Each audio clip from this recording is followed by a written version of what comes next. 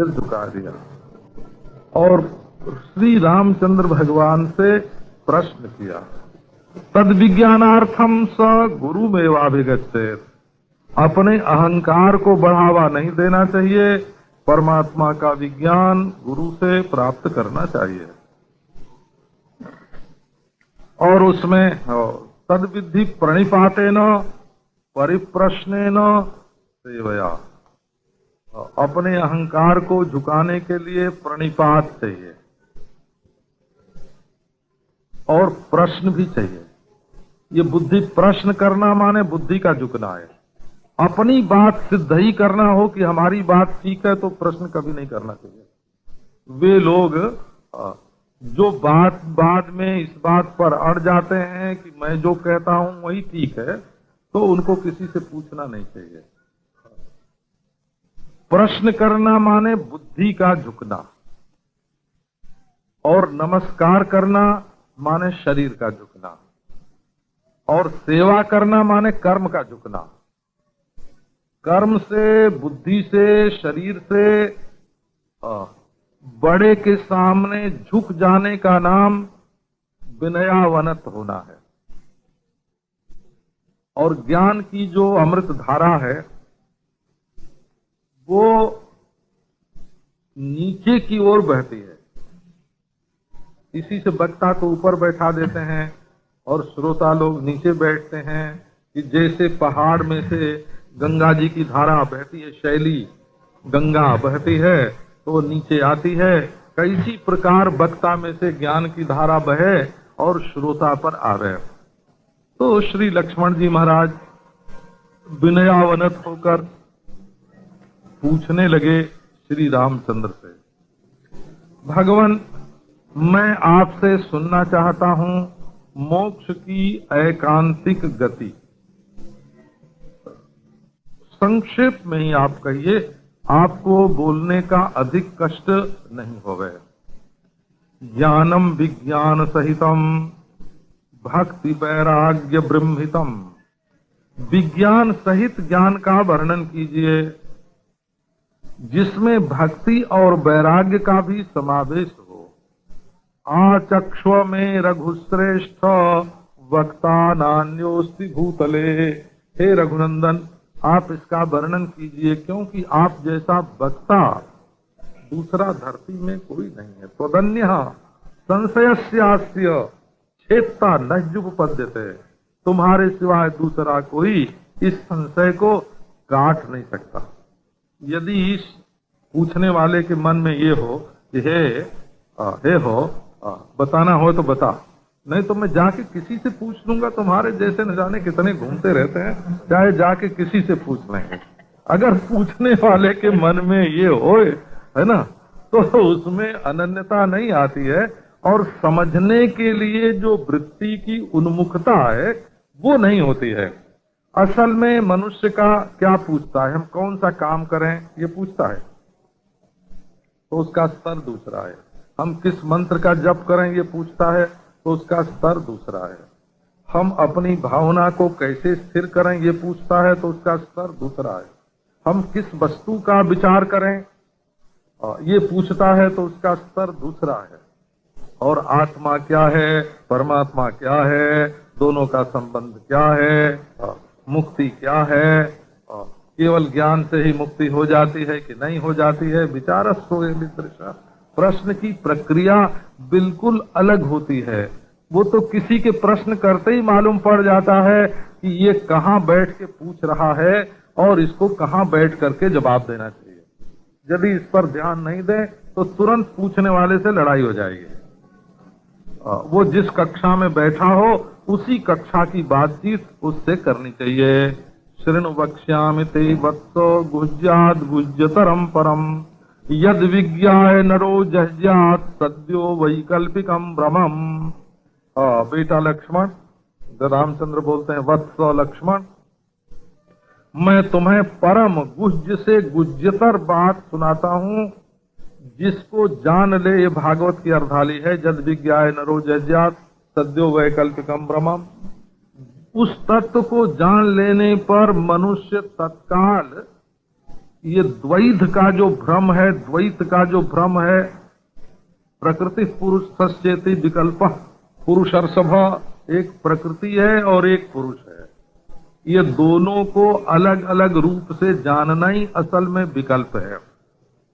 ये दृश्य जो है इसका बीज प्रकृति है और जो दृष्टा पुरुष है इसका मूल तत्व ब्रह्म है।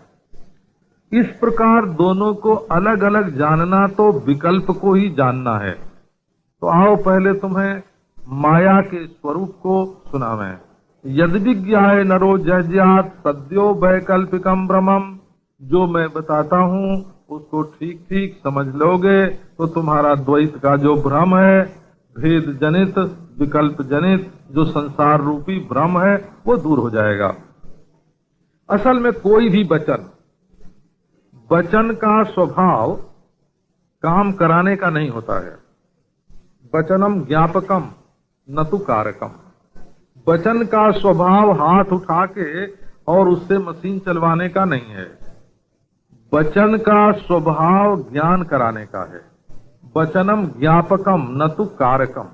हमारी समझ ठीक कर देना यही वचन का काम होता है, और समझ ठीक होने के बाद करना न करना ये तो उस वस्तु के ज्ञान पर अवलंबित होता है। तो आओ आदि में माया का स्वरूप सुनो, उसके बाद ज्ञान के साधन, विज्ञान संयुक्त ज्ञान, ये सब सुनो। ये असल में जानने योग्य कुछ नहीं है। जिसको जानने के लिए तुम रगड़ रहे हो वो सब कुछ जानने योग्य नहीं है। ज्ञेयञ्च परमात्मानम जज्ञात्वा मुच्यते भयात। जानने योग्य एकमात्र परमात्मा है। आत्मा माने तो सब लोग मैं बोलते हैं, भाई ये मैं आत्मा, ये आत्मा है, ये आत्मा है, मेरी आत्मा कह रही है, मेरी आत्मा इसको स्वीकार नहीं करती है। यही जो मैं पद का वाच्यार्थ है वही है आत्मा। और सबके शरीर में अलग अलग वाच्यार्थ रूप आत्मा है। उसमें जो परम है माने अलगाव छोड़कर जो सब में एक है उसका नाम परमात्मा होता है। परमात्मा माने आत्मा का परम स्वरूप। अलग आत्मा में जो अलगाव है वो बाहरी है, और जहाँ पारम्य है वहाँ एकता है, अद्वितीयता है। इसी से आत्मा के स्वरूप को परमात्मा बोलते हैं। आत्मा का ही ये स्वरूप है। तो अनात्मन शरीरादावात्म बुद्धिस्तु जा भवेत् सैव माया तयैवासौ संसार परिकल्प्यते। अपने को क्या मानकर तुम विचार करते हो, मूल प्रश्न तो ये है। आप जैसे देखो, एक आदमी एक दूरबीन लगाकर या खुर्दबीन लगाकर अपनी आंख पर कोई चीज देख रहा, लेकिन उसको ये नहीं मालूम है कि ये दूरबीन या ये खुर्दबीन किसी चीज को कितना बढ़ा के या कितना घटा के दिखाता है। सूक्ष्म वीक्षण यंत्र से आंख पर लगाया और कोई चीज देखने लगी, और कोई चीज देखने लगे तो क्या दिखता है कि वो चीज हाथी के बराबर दिख रही है। तो यदि आपको ये मालूम रहेगा कि ये एक भेड़ को हाथी के बराबर दिखा देता है ये दूरबीन, तब तो आप भेड़ को समझेंगे। और नहीं तो जितना बड़ा हाथी दिखेगा और उतना ही बड़ा उसको मान लेंगे। उसके असली स्वरूप भेड़ को समझने की कभी कोशिश नहीं करेंगे। आपको ध्यान होगा शीशे में जब आप अपने को देखते हैं तो आपकी बाईं ओर दाहिना हाथ दिखता है और दाहिनी ओर बायां हाथ दिखता है। ये आपके ध्यान में है कि नहीं? आप जिधर दाहिना हाथ आपका होगा और जिधर बायां हाथ आपका होगा, शीशे में बिल्कुल उससे उल्टा दिखेगा। अब शीशे में देख के आप मान लें कि हमारा दाहिना हाथ पश्चिम है और बायां हाथ पूरब है, तो बिल्कुल उल्टा मानेंगे ना? शीशे में तो बिल्कुल उल्टा ही दिख रहा है, दाहिना बाएं की ओर और बायां दाहिने की ओर दिखाई पड़ रहा है। आप ही उलट गए हैं उसमें तो, और पानी में तो और ज्यादा उलट जाते हैं, सिर ही नीचे हो जाए ऐसा। तो जिसको ये मालूम है कि पानी में सिर नीचे दिखता है, या शीशे में हाथ दोनों उल्टे, आंख, कान, हाथ, नाक के छेद, ये सब बिल्कुल पांव, ये बिल्कुल उलट के दिखाई पड़ते हैं शीशे में। वो शीशे में देखेगा तो उसको ये भ्रम नहीं होगा कि मैं उत्तर मुंह नहीं हूं, दक्षिण मुंह हो गया हूं, ये उसको मालूम नहीं पड़ेगा। तो जिसको ये मालूम नहीं है कि जहां से हम देख रहे हैं बैठ करके, यहां से कैसा दिखता है, इंद्रियों से अनंत नहीं दिखता है, मन से अनंत की कल्पना नहीं होती है, बुद्धि अनंत को विषय नहीं करती है, इन उपाधियों के द्वारा परमेश्वर को नहीं देखना है, इन उपाधियों को बट्टे खाते में डालकर परमेश्वर का अनुभव करना है। ये बात जिसको नहीं मालूम है वो अभी वेदांत संग से बहुत दूर है, वो बिल्कुल नहीं समझ सकता। वो तो उपाधि के द्वारा जो सोचता है उसी को ब्रह्म समझता है।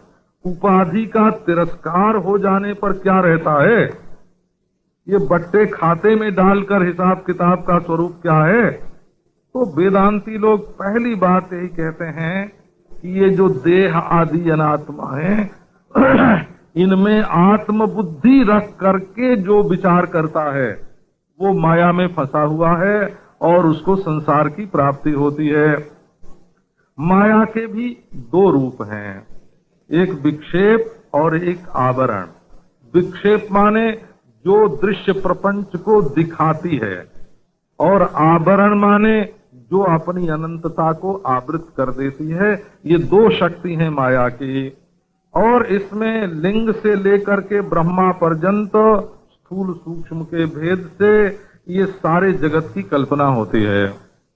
और ये जो आवरण शक्ति है, तो विक्षेप शक्ति तो स्थूल सूक्ष्म भेद से संपूर्ण जगत को पैदा करती है, और आवरण शक्ति जो है वो परमात्मा में इस विश्व को रज्जौ भुजंगवत भ्रांत्या विचारे नास्ति किंचन, जैसे रस्सी में सांप की कल्पना होती है वैसे अपने आप में जीवत्व की कल्पना करा देती है।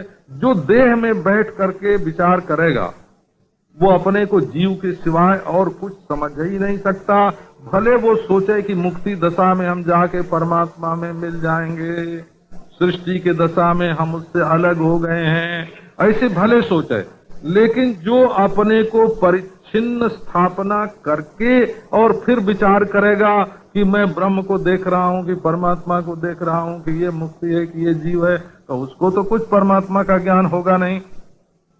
सो इससे ज्ञान स्वरूप जो है वो ढक जाता है अपने को देह में मान लेने से। असल में ये केवल एक शरीर का अंतःकरण आदि नहीं, संपूर्ण विश्व प्रपंच केवल परमात्मा में रस्सी में सांप की तरह भ्रांति से कल्पित है। तत्व दृष्टि से विचार करने पर ये कुछ नहीं है। श्रूयते दृश्यते यद्यत् स्मर्यते वानरैः सदा असदेव हि तत्सर्वम् यथा स्वप्न मनोरथौ। जो कुछ सुनने में आता है, जो कुछ देखने में आता है, जो कुछ स्मरण करने में आता, हमारा पहले का अनुभव है।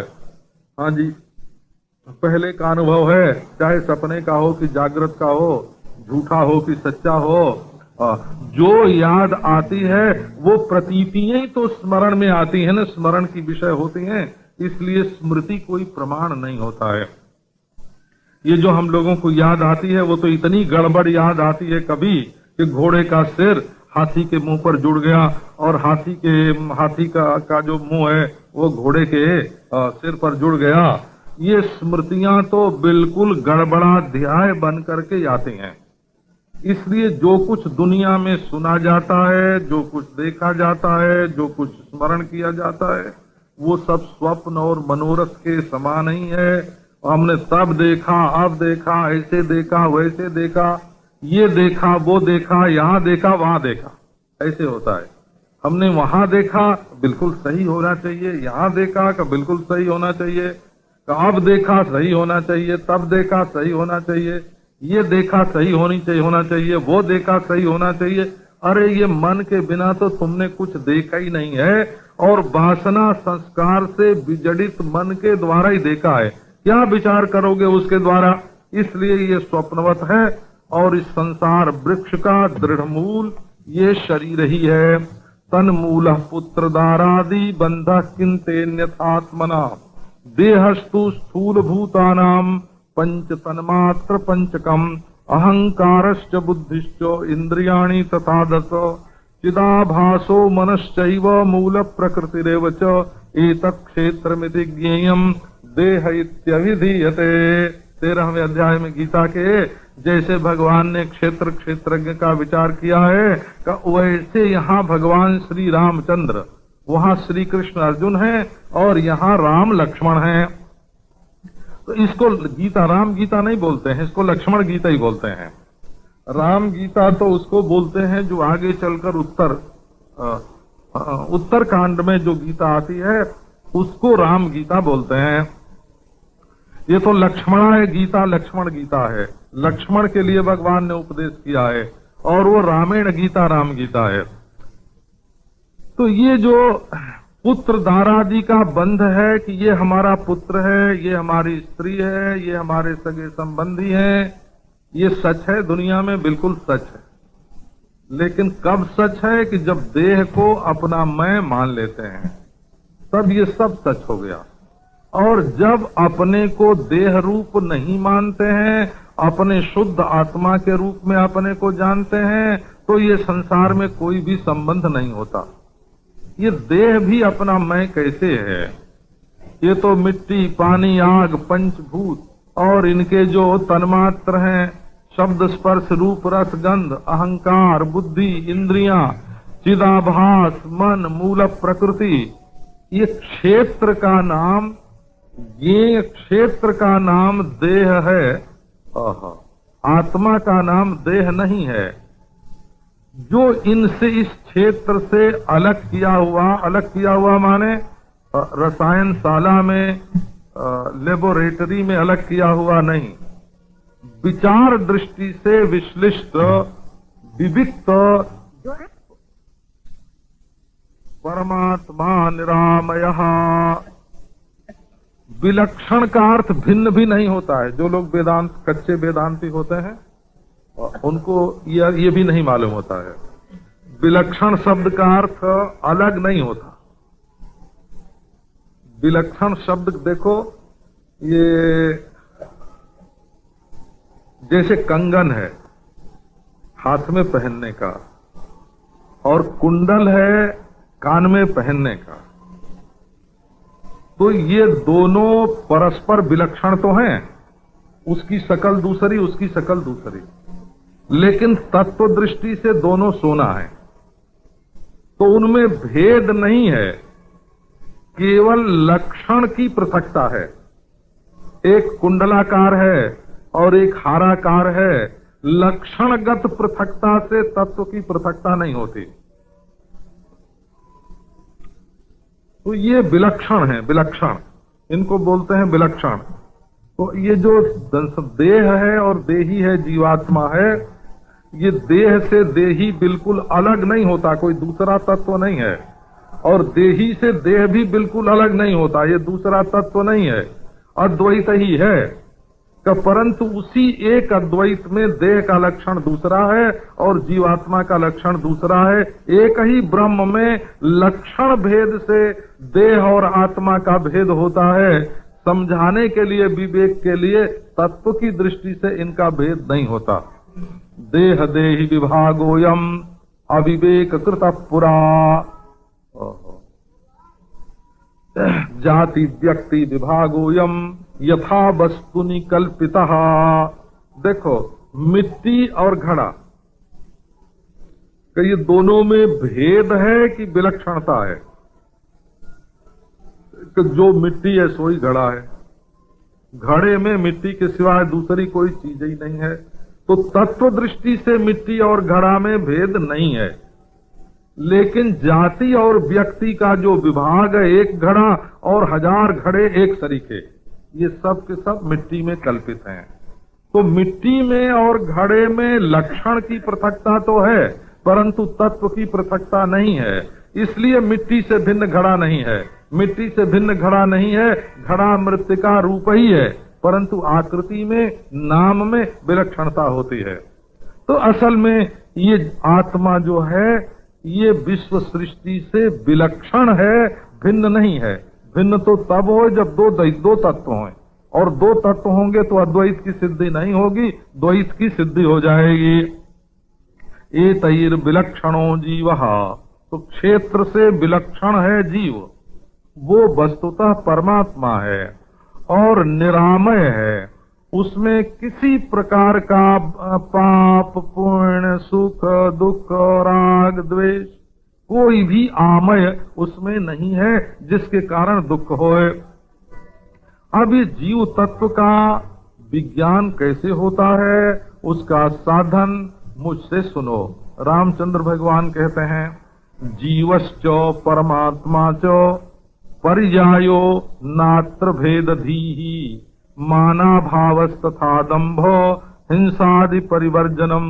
देखो जी, ये जीवात्मा और परमात्मा ये पर्यायवाची शब्द हैं, पर्यायवाची शब्द हैं। देखो भागवत में तो स एष जीवो विवर प्रसूति में जीव माने परमात्मा होता है, जीव का पर्याय वहां परमात्मा है। और शरीरम जदवापनोति जच्चाप्युत्क्रामति ईश्वर, गीता में जो ईश्वर शब्द जो है इसका पर्याय जीव है। यहाँ ईश्वर शब्द का अर्थ जीव ही होता है और कुछ हो नहीं सकता। तो जैसे घड़ा और कलश और कुंभ ये पर्यायवाची शब्द हैं, वैसे जीवयति सत्ता स्फूर्त्या निखिलम जगत इति जीव परमात्मा, जो सत्ता स्फूर्ति देकर संपूर्ण जगत को दिखा रहा है उसका नाम है जीव। जीव माने परमात्मा, तो जीव शब्द का अर्थ भी परमात्मा है। तो जीव और परमात्मा ये पर्यायवाची शब्द हैं, माने एक ही वस्तु के दो नाम हैं। नात्र भेदधीहि, इसमें भेद बुद्धि कभी नहीं करना। माना भावस्तथा दंभो हिंसादि परिवर्जनम।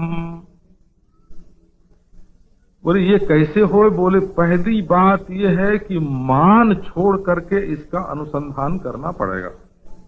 अमानित्वम अदम्भित्वम गीता में बताया, अमानी हो करके इसका अनुसंधान करो।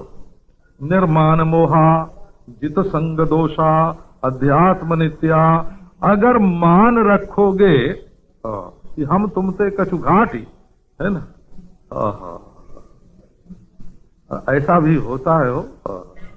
एक दिन हम बैठे हुए थे वृंदावन में, तो एक महात्मा आए, तो आके नीचे बैठ गए धरती पर और हाथ जोड़ के बोले कि मैं आपसे श्रीमद् भागवत का अध्ययन करने के लिए आया, आप हमको पढ़ा दीजिए पूरा भागवत। तो मैं उनको जानता था, वो समझते थे कि हमको नहीं जानते हैं, है ना। तो मैंने कहा कि मैं जानता हूं आप 3-4 शास्त्रों के तो आचार्य हैं और बड़े भारी विद्वान हैं, आप तो हमको पढ़ा सकते हैं, हम आपको क्या पढ़ावेंगे? तो बोले कि हाँ हम भी पढ़ा सकते हैं, पर है ना हम भी कुछ पढ़ा सकते हैं। मैंने कहा ठीक है, तब आप नीचे मत बैठिए, पहले आइए हमारे तख्ते पर बैठिए। अच्छा, फिर उनको अपने तख्ते पर बैठा लिया और बड़े प्रेम से बातचीत करते रहे। अब वो 2-4 तो उन्होंने वो शास्त्र का गंभीर विषय सुनाया, सुना के चले गए। अब उनको हम भागवत क्या पढ़ाएंगे बताओ? वो तो स्वयं बड़े भारी विद्वान हैं, उनको हम क्या भागवत पढ़ाएंगे? और अपनी विद्वत्ता का उनको बोध है, हम ये जानते हैं, हम ये जानते हैं, हम ये जानते हैं। अब कोई बात उनको बताने लगो तो कहेंगे ये तो हम पहले से जानते हैं, तो सब कुछ भूल भाल के हो। ये सब कुछ अपना जाना हुआ भुला के जो तत्व में आरोपित नाम रूप प्रपंच है उसको भुला के तब तत्व का ज्ञान प्राप्त किया जाता है। लेबोरेटरी में पहले से ही निश्चय कर लो कि सोना हार है कि कुंडल है कि कंगन है कि सिल्ली है कि द्रव है, तब वहां परीक्षा क्या करोगे? वो तो परीक्षा करके अज्ञातता जो है स्वर्ण में उसको निवृत्त करना पड़ेगा। तो एक पहली बात इसमें यह है कि किसी प्रकार का सम्मान रख के तत्व ज्ञान की प्राप्ति नहीं हो सकती, मान छोड़ करके। मान माने देखो क्या होता है, मान माने नाप तौल। तो 3.5 हाथ का अपने को मानोगे तो मान हुआ, 3.5 हाथ लंबाई,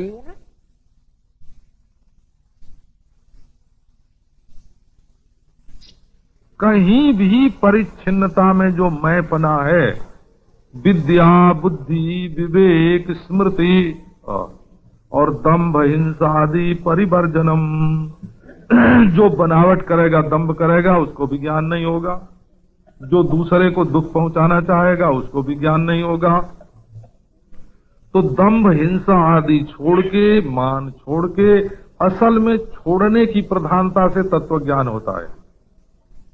परमात्मा के सिवाय और सब कुछ छोड़ देने को, अपने आत्मा के सिवाय हो, ये नहीं आत्मा परमात्मा ऐसे नहीं देखा जाता। जो चीज छोड़ी जा सकती है उसको छोड़ के आत्मज्ञान होता है।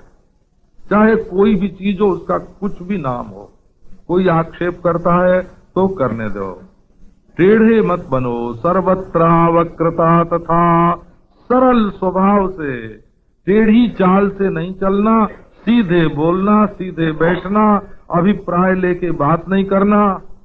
हमारा ये अभिप्राय था, पीछे अगर आपको व्याख्या करनी पड़ती है ये हमारा ये अभिप्राय है, तो आपके व्यवहार में गलती है।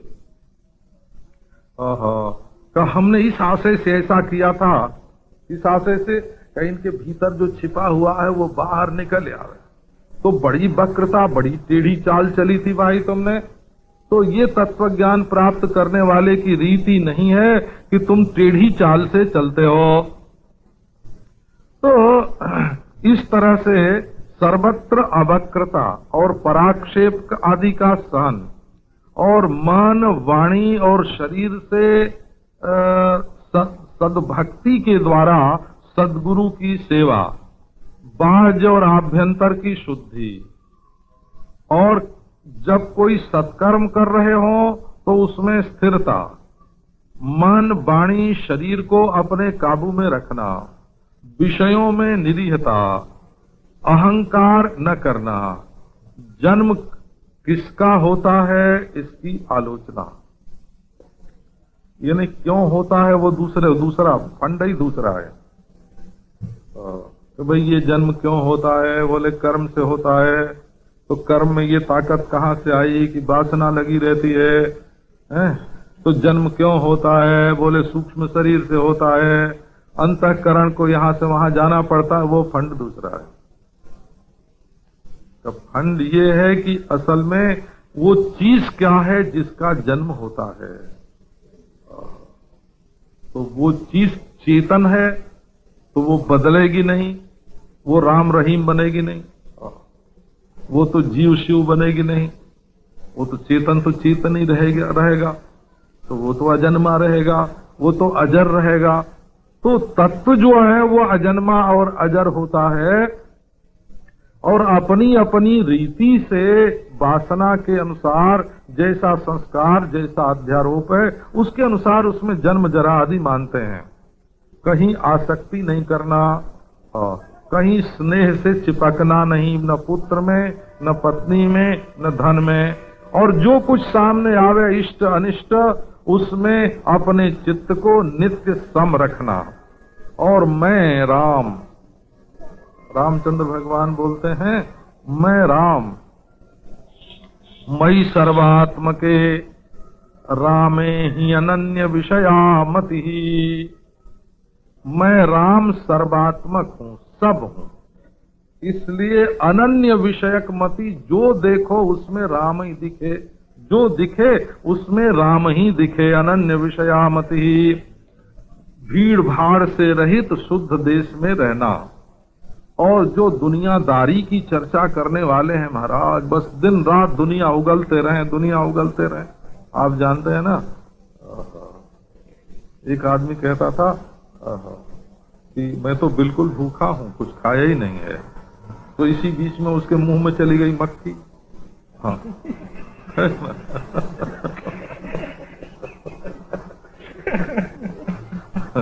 आई कह और कह आई तो क्या हुआ, और दाल भात खा के तत्काल ही आया था, उगल दिया।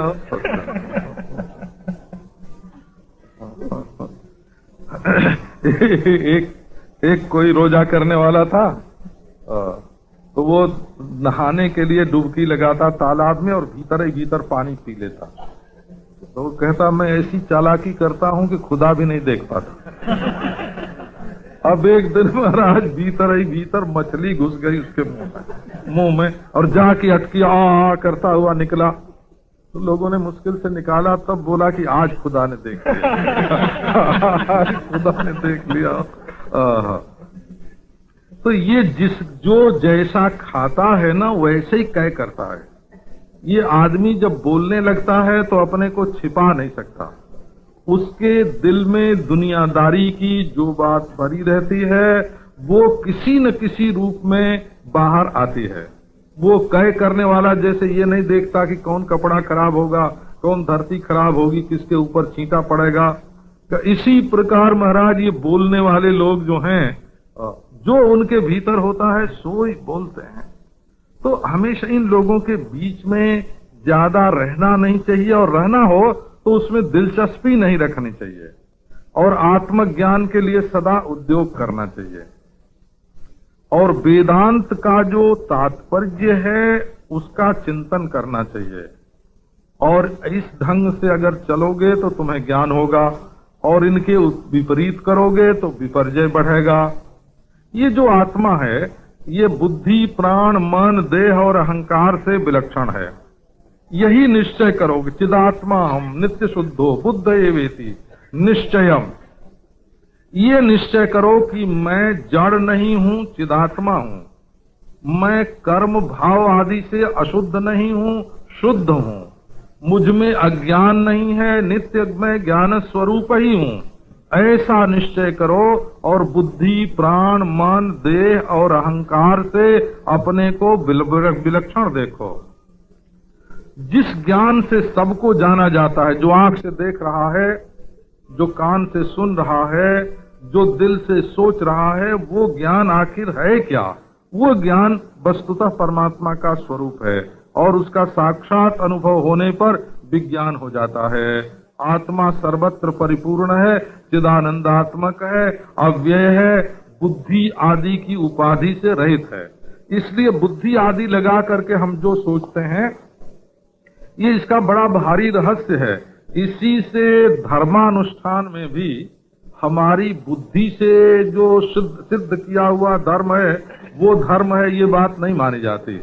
बुद्धि में आदेश से धर्म आता है, और बुद्धि में महावाक्यादि रूप प्रमाण से ज्ञान आता है, और आरोपित के द्वारा आरोपित की निवृत्ति होती है। जो नित्य सिद्ध शुद्ध है वो तो ज्यों का त्यों रहता है। परमात्मा का बुद्धि में आविर्भाव नहीं होता। परमात्मा को बुद्धि में वेद शास्त्र, मंत्र, जप, तप आदि के द्वारा स्थापित किया जाता है, और उसकी स्थापना होने से जो पहले का स्थापित संसार है वो निवृत्त हो जाता है, और स्थापित दोनों चले जाते हैं, और ज्यों का त्यों तत्व जो है कब वो रहता है। तो ये बुद्धियादि की उपाधि इसमें काम नहीं देती है, किसी प्रकार का परिणाम इसमें नहीं है। ये स्वप्रकाश तत्व है, देहादि को प्रकाशित करता है, और स्वयं कभी ढकता नहीं। ये एक है और अद्वितीय है। एक एवा द्वितीयश्च। एक जो होता है वो दो की अपेक्षा से होता है। एक एक दो हो जाता है, 1/2 हो जाता है, परंतु अद्वितीय वो होता है जो 1/2 तो बढ़ता है, परंतु अद्वितीय 2 नहीं होता है। सत्य है अबाधित। सत्य माने जिसके मिथ्यात्व का निश्चय बुद्धि में कभी न हो सके उसका नाम सत्य। यानी तत्ववत तो सत्य नहीं, सीधी परिभाषा है कि अपनी बुद्धि में जिसके मिथ्या होने का निश्चय हम कभी न कर सकें।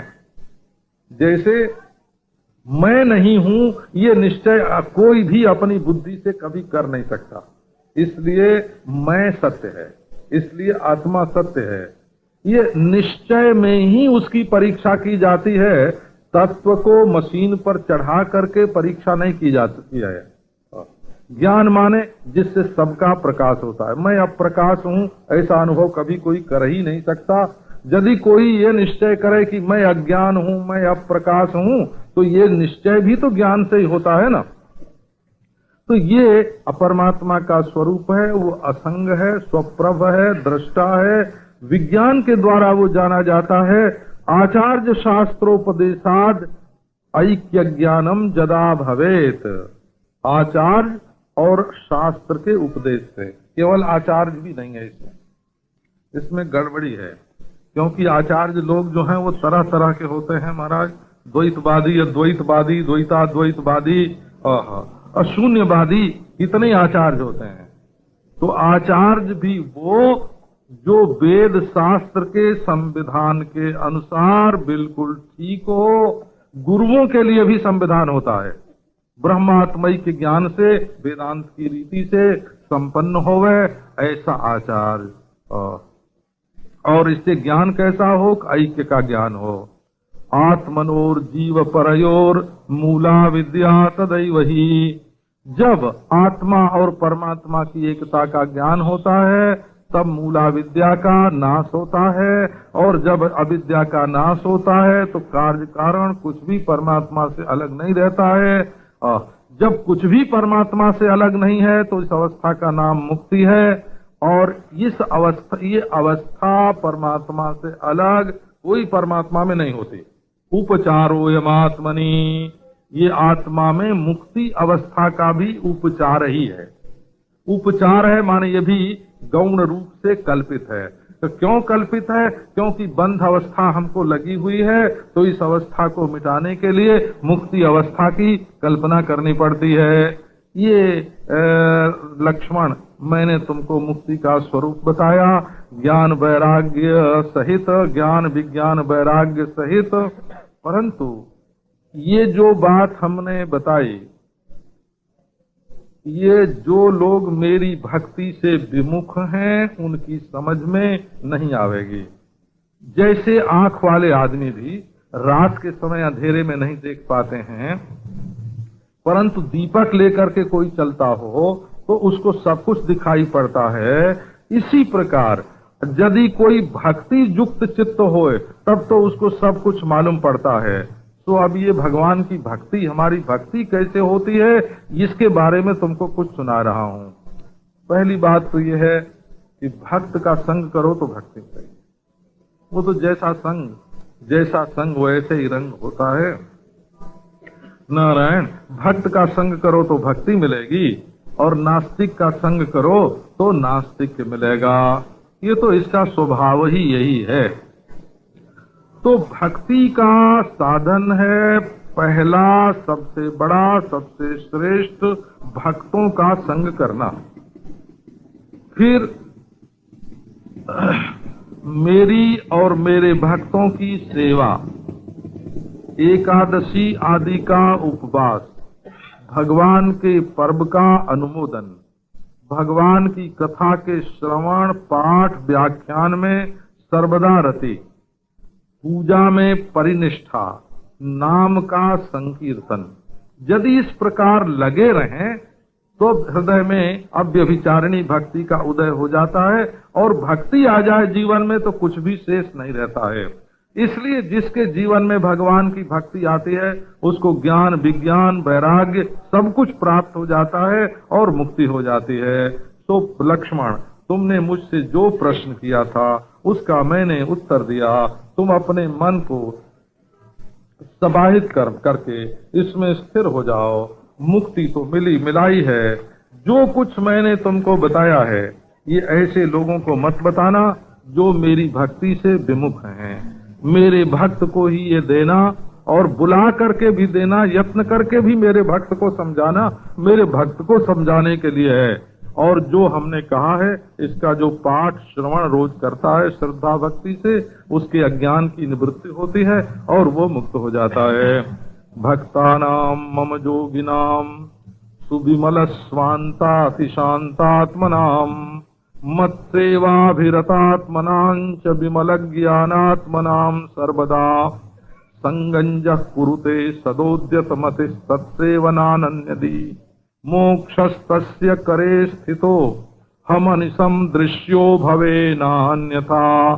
जो लोग भक्तों का संग करते हैं, शुद्ध अंतःकरण वाले भक्तों का, जो हमारी सेवा में निरत हैं, जो विमल ज्ञान से संपन्न हैं, उनका जो संग करता है सदा सावधान रह करके और इन भक्तों की सेवा में अपनी बुद्धि को अनन्य लगाता है, उसकी मुट्ठी में मोक्ष आ जाता है। और मैं हमेशा इस संसार के व्यवहार में मरने के बाद परमात्मा का दर्शन होता है, या बैकुंठ में जाने के बाद होता है, या समाधि में होता है, या मोक्ष दशा में होता है, ऐसा नहीं। जो ऐसा हो जाता है उसको मैं इसी भव प्रपंच में, इसी संसार में निरंतर दृश्य होता रहता हूँ, मैं दिखाई पड़ता हूँ। और जो भक्ति और भक्त से विमुख है उसको मेरा दर्शन नहीं होता है। ओम तो ज्ञान तो श्री पूर्णानंद तीर्थामृत कण पवन स्पर्श धन्यम धरण्यम यत् संपर्कादनर्हामिव हरिहरताम् मन्यमाना महान्तः स्वान्तर्व्योमनि प्रशान्तम् परिणति विधुरम् ब्रह्मपूर्णम् लभन्ते। दूर्वादलद्युतितनुम् तरुणाब्जनेत्रम् हेमाम्बरम् वरविभूषणभूषणाङ्गम् कन्दर्पकोटिकमनीयकिशोरमूर्तिम् मूर्तिम् मनोरथभुवाम् भज जानकीतम्। ॐ पुरारिगिरिसम्भूता श्रीरामार्णवसङ्गता अध्यात्म राम गंगेयं पुनाति भुवनत्रयम्। ओम शांति शांति शांति।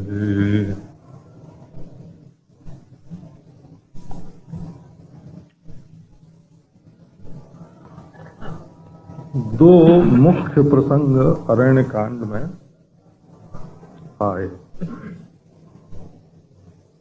एक तो अगस्त्य जी ने जो रामचंद्र भगवान की स्तुति की, वो बिल्कुल वेदांत वेद्यम विभुम, गोस्वामी जी ने जैसा कहा ना, वेदांत वेद्यम विभुम, ज्ञान गम्य जय रघुराई।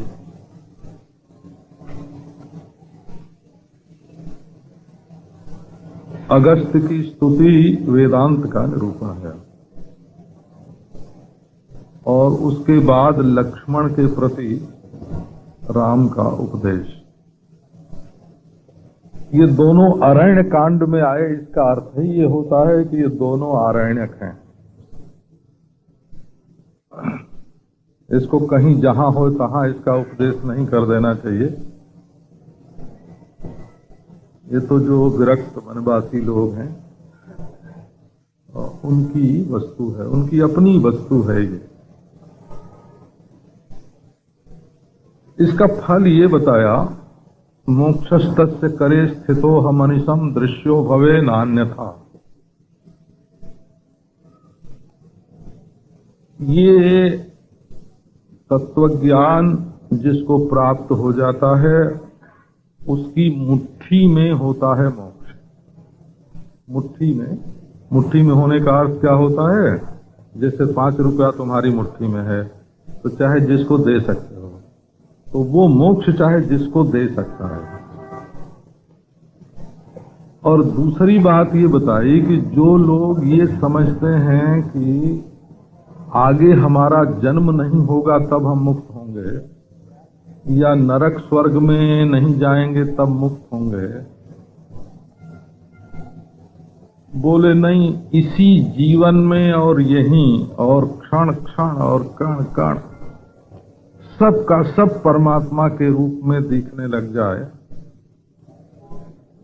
इसी जीवन में हो, अगले जन्म की और अगले लोक की चर्चा छोड़ दो, इसी जन्म में दृष्ट दुख की निवृत्ति हो करके और परमानंद की प्राप्ति हो जाए और सब में, अपने में और सब में भगवान का दर्शन हो। दृश्यो भवे नान्यथा। तो ये प्रसंग पूरा हुआ। अब आगे शूर्पणखा की कथा प्रारंभ करते हैं। शूर्पणखा का अर्थ है जिसको अपने शरीर के श्रृंगार में बहुत स्वाद आवे, अपने शरीर की बनावट चुनावट में ही जिसका बहुत ज्यादा समय लगता हो, इसको उपलक्षण बोलते हैं। शब्द जो है ये उपलक्षक शब्द है। सूप की तरह अपना नाखून बना के रखती थी। तो जो नाखून बनाने में इतना ख्याल रखता है कि कैसा रहे, तो वो आंख कैसे बनाती होगी, वो बाल कैसे बनाती होगी, वो कपड़े कैसे बनाती होगी, ये तो श्रृंगार प्रसाधन का उपलक्षण मात्र है। तो ये कैसी थी? बोले काम रूपिणी थी, माने मेकअप करने में बहुत निपुण थे। इसका अर्थ यही होता है। चाहे जब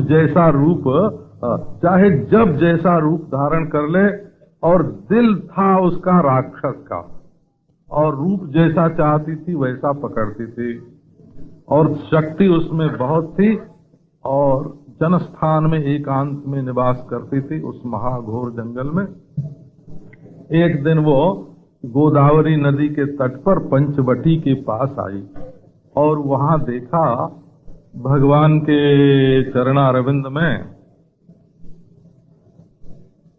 चरणारविंद के चिन्ह में पद्म, वज्र, अंकुश ये सब हैं। भगवान के चरणों के चिन्ह को देख लिया उसने।